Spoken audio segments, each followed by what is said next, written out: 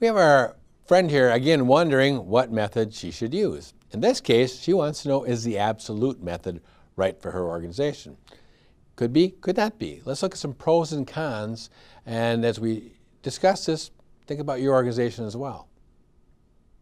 After this video, you'll be able to weigh the advantages and disadvantages of absolute methods for measuring results.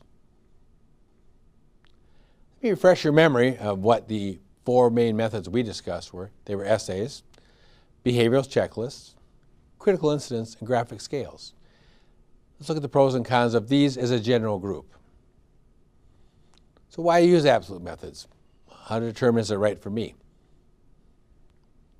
One, these can be used both in small and large organizations. So size of your organization is not critical. Evaluations tend to be more widely accepted by employees because they're not comparing each other and they know the standards ahead of time and to some degree feel more in control having that knowledge. They're based on predefined behaviors. So for example, maybe it's attendance, maybe it's sales, maybe it's service. Behaviors are defined ahead of time and clearly measured on what is good and what is bad performance. Can be focused for future development. When designed correctly, especially in the essay model, you can look at looking at goals for the future and build that into the essay. Essays offer the potential for more in-depth feedback. Rather than having a short form where we check them, you can give examples and get more in-depth. So that's one of the advantages of this particular model, which is the essay. Checklists can offer consistency and easy to use. You've got 4 or 5 predetermined, perhaps, behaviors or traits you want to measure. You've got the predetermined standards. Check them off the list, and it's clear to everybody. Just a word of caution as we close out this lesson. A couple of things to think about when you're using the absolute model.